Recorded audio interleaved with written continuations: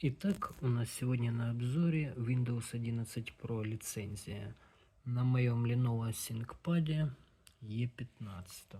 Начнем мы, пожалуй, с загрузки системы. Постараемся включить одновременно. Пошло. Так. И загрузка, естественно, на этом аппарате, в принципе, довольно радует. Так, раз. Сейчас, пока крутится колесико, я не включаю. Оно еще крутится. Сейчас колесико перестанет. О, все, в принципе, загрузилось. 25 секунд. Отлично. Замечательно. Но это больше меня радует все-таки мой новый ноутбук, относительно новый, 22 года, купленный вместе с лицензией, сразу вшитой в BIOS. Вот. По сравнению с моим Dell на Core 2 Duo, на котором у меня последние полгода Linux стоял Debian и Linux Mint, потому как на нем уже Windows не могла работать.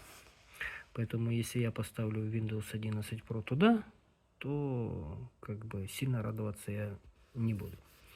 Но не важно. Сейчас у нас современный аппарат, поэтому смотрим, что у нас по оперативной памяти. Вот у меня там на автостарте стоит Viber, уже настроенный. У нас 3 гигабайта, там 400 мегабайт занято оперативной памяти. Ну, в принципе, ожидаемо. Давайте сейчас что-нибудь позапускаем еще. Что он нам скажет? Допустим, мы запустим LibreOffice.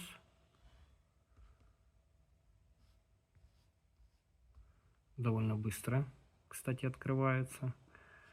Мануальчик у нас там по Opel. Давайте DaVinci Resolve включим. Этот будет подольше, конечно, открываться. Это довольно такая серьезная программка в плане тяжести. Так. Что мы еще откроем? Проводничок по-любому откроем. Так. Ну, в принципе... Ага, Chrome надо открыть обязательно. Chrome у меня всегда работает. Это как и у всех. И, как всегда, я открываю... Ну, скорость работы, в принципе, отличная. Ну, по крайней мере, на этом аппарате. Вот.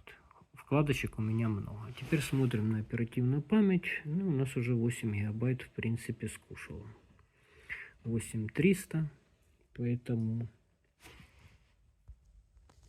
Так, с оперативкой мы разобрались. Сейчас все посворачиваем, чтобы оно нам не мешало. По интерфейсу. По интерфейсу сразу скажу, что, в принципе, он специфический. Во-первых, стало очень много настроек, очень много здесь, и они как-то одно в одну, ну это чисто мое впечатление, сильно сложно. Вот, даже несмотря на то, что я пользовался полгода и Debian 12 и Linux Mint, но как-то сильно замудрено. Изначально мне интерфейс вообще не понравился, мне вот это вот панелька, которая выскакивает. Не понравилась мне прозрачность. Это она полностью выставлена прозрачность. И вот, в принципе, я ее здесь не замечаю. В сравнении, допустим, вот у меня Debian 12. Вот смотрим сюда на прозрачность панельки. Смотрим, допустим, вот сюда на прозрачность панельки. Мы ее видим. Здесь я ее не вижу. Ну да ладно, это дело вкусовщины, а в принципе, как бы, все оно сейчас приходит к тому, что и Linux, и Windows, они равнозначны в плане интерфейса. Можно настроить и там, по своему вкусу. Где-то вам сложнее будет, где-то легче. Мне показалось почему-то на 11 винде, что это как-то сложновато стало. Ну да ладно. Это такой вопрос. Потом порадовало то, что у них есть уже Microsoft Store. Порадовало большое количество бесплатных программ, чего я в принципе не ожидал. Тот же DaVinci Resolve есть, это для обработки видео. 7-zip, RAR, там, проводник, все в принципе, LibreOffice, все это есть, так же как и в Linux для обычного пользователя, достаточно даже бесплатного софта. Это плюс. И плюс Windows 11 Pro это то, что здесь в этом же магазине множество программ, вот лично для меня, для механика, для OBD-адаптеров, для кабелей, вот этих всех, для диагностики автомобиля. Тот, кто занимается автомобилями, все-таки Windows по сравнению с Linux дает больше программного обеспечения. Ну, а так, в принципе, вот и все мое впечатление от Windows 11. Работает.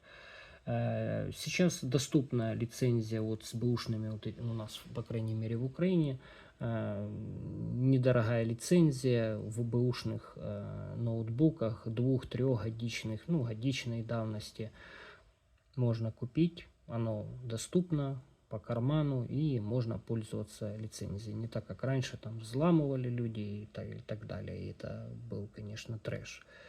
Немного еще напрягает вот эти обновления, там их нужно откладывать, потому что они реально почти каждую неделю какие-то обновления приходят. Ты вроде обновился 3 дня назад или 5 дней назад, и тут уже у тебя раз всплывает вот эти обновления. Ты его откладываешь, тут еще эти отключения света, оно как-то не очень. Чего в Debian 12 и в Linux Mint я такого за полгода не замечал. Здесь на протяжении 1,5 месяца или месяца, что я пользуюсь Windows 11, ну, как-то эти обновления уже немного поддостали. Ну, а так, в принципе, система работает на более новых ноутбуках очень неплохо. Да, нужно где-то минимум 16, я считаю, оперативной памяти. 8 будет, но это так, совсем впритык, и совсем, я не знаю, там практически ничем не пользоваться. Это я еще там и видео не включал. Я думаю, видео там еще будет забирать оперативную память. Всем спасибо за просмотры, за лайки, пишите комментарии, подписывайтесь. Кому будет интересно, я сюда еще поставлю все-таки вторую систему Linux Mint, и здесь будет Dual Boot. И я уже буду сравнивать конкретно на этом аппарате Linux Mint и Windows 11 Pro. Всем добра, всем мирного неба над головой. До свидания.